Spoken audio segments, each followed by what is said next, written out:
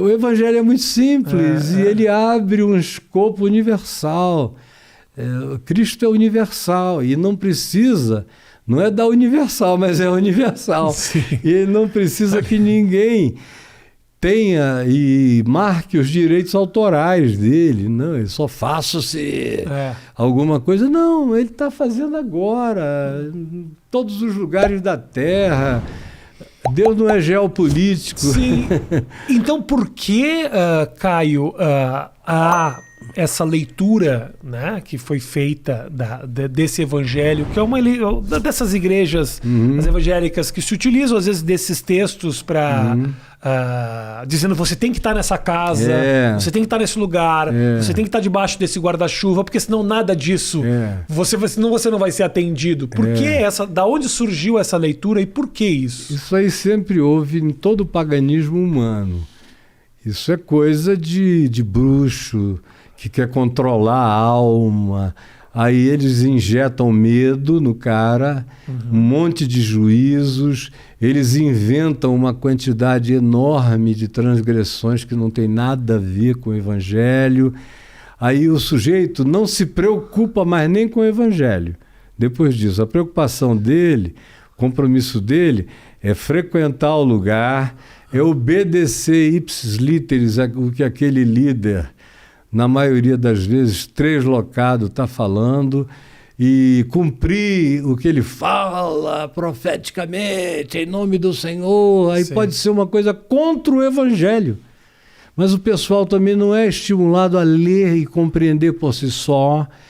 Ninguém quer que as pessoas aprendam a andar com as próprias pernas, porque isso gera uma liberdade, dá uma autonomia, gera consciência.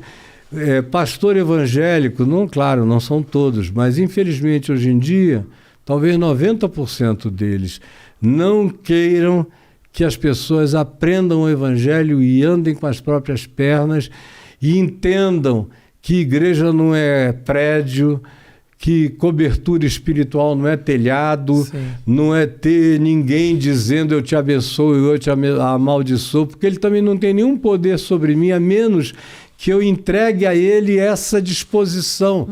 E não é que ele vá fazer nada, é que eu vou me entregar à maldade dele e com medo do que ele diz que me acontecerá. E dízimo e dinheiro, que quando a igreja é modesta, ela só lembra o dízimo no fim do culto. Se quiser, bota aí. Se quiser, não. Tem que botar, porque senão você pode perder as bênçãos de Deus. Sim.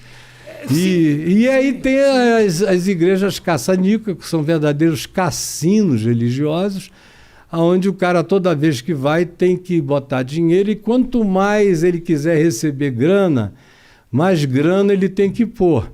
É uma relação de dinheiro com dinheiro. Prosperidade é dinheiro. Como você tem 2.000 pessoas num lugar, você conta essa história. Aí diz que tem que tocar a trombeta de Josué para derrubar os muros de Jericó da tua vida. Aí eles te dão aquela trombeta muito mal feita, mas você tem que deixar R$1.000 lá, 2.000, aí dá para você comprar fábrica de trombeta. São milhares e milhares de reais e de dólares. No meio de 2.000, 3.000, haverá sempre uns 100, estatisticamente, que com aquilo ou sem aquilo, mas com a motivação de dizer Deus está comigo e eu vou ganhar, ele dá uma prosperada. Aí ele começa a ir lá na frente e testemunhar, olha, eu botei aqui na campanha dos 318, tal, isso, e olha só como é que eu ganhei agora um ano, eu dei uma prosperada. Aí vai estimulando aquele bando de gente que não pensa, ignorante, a fazer a mesma coisa. Tem gente que fica lá a vida inteira e não rola nada, né? Só piora. Agora, eu pego meu celular rapidinho ali, que eu anotei umas coisinhas que eu quero muito perguntar pro Caio, mas tem uma coisa, Caio, que me faz eu me questionar a respeito disso. Obviamente, tem ali no meio, não tenha dúvida de que existe uma motivação equivocada e financeira para essa manipulação. Mas, por outro lado, é incontável o número de histórias de pessoas com completamente desacreditadas, que quase precisavam dessa disciplina para conseguir respirar e sair do fundo do poço. Pessoas que colocam lá os seus R$1.000, mas por isso elas também acabam segundo elas acabam melhorando de vida. Porque elas ganham o objetivo. Entram na linha, o pai para de bater na esposa, começa a ficar dentro de casa, cuidar dos filhos, sai do mundo das drogas. Obviamente, não estamos agora vendo a motivação do pastor. Eu estou falando mais do fenômeno de recuperação humana. E aí, como é que faz? Eu pessoalmente dividido, porque eu vejo o benefício. E, obviamente, também vejo a intenção. Entendeu? Como é que você que passou por esses lugares trabalha isso? Do mesmo jeito que eu te falei daquele negócio do pessoal que diz eu fiz em teu nome e Jesus disse eu nunca vos conheci. São dois grupos. Tem aquele que manipula e que Jesus diz aparta-te de mim porque eu nunca te conheci. Ele diz, mas eu profetizava, eu curava, eu isso, eu aquilo. Jesus disse, olha, eu não sei quem você é. Isso é um lado. O outro lado é que tem as pessoas que foram curadas, que foram beneficiadas, que foram ajudadas, inegavelmente. É como se Deus passasse por cima do maluco, do lobo. Entendi. A Maria não tem nada a ver com isso, ela é sincera, ela é honesta, ela quer de fato melhorar. O sujeito está aflito porque ele não consegue parar de beber, ele gostaria. Entendi. Então eu vou dar um jeito disso acontecer. Acontece porque o cara começa a pensar de fato em Deus. Claro. E aí ele ganha uma motivação que é a mais poderosa de todas na Terra para ele se levantar, andar, seguir, progredir, ainda que as próprias motivações dele sejam rasas. Agora, é Deus? É ele mesmo? Ou essa força dele mesmo é Deus? Não, é ele mesmo na maioria das vezes, porque o poder da automotivação e da indução motivacional praticada em nome de Deus, ainda que com métodos todo perversos e motivações todas equivocadas e com objetivos bandidos no processo, são verdadeiras quadrilhas às vezes, mas as pessoas que foram lá e que vão lá estão querendo se ajudar, cada um tem seu limite de compreensão.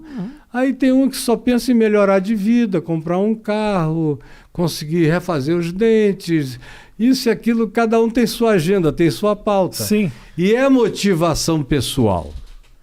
Outros, no entanto, além da motivação pessoal, começam a desenvolver uma fé que transcende a motivação pessoal. Essa fé é que vai operando coisas, às vezes, extraordinárias na vida das pessoas. Mas ela continua pensando que aquele lugar, que aquele endereço, que aquele CNPJ, que aquele teto, que são aqueles caras, embora eles não tenham nada a ver. Nada a ver. Eles foram só os grandes motivadores, de modo errado, que produziram na pessoa esse desejo de superação e elas foram adiante. Foi o gatilho, né? Foi o gatilho, na maioria das vezes. E em outras vezes, no processo do gatilho, o cara acaba encontrando. Aí o que acontece? Essas igrejas têm as portas tão largas na frente quanto no fundo, na porta dos fundos. O que acontece? O cara entra, fica ali um ano, aí ele começa a ouvir outras coisas aqui e ali, aí ele diz, bom, eu tinha que ter passado por aqui, mas aqui não é o meu lugar para ficar. Então, eles acabam procurando outros lugares mais tranquilos, mais lúcidos, não abusivos, onde, por mais que eu acho que não é a melhor coisa, mas eu tenho que reconhecer que é infinitamente melhor do que onde o cara estava e que ele vai melhorar indo para ali. Então, a minha crítica, ela não alcança as pessoas. Ela é feita em cima da motivação totalmente tortuosa desse pessoal que, inclusive, usa esse povo como capital político.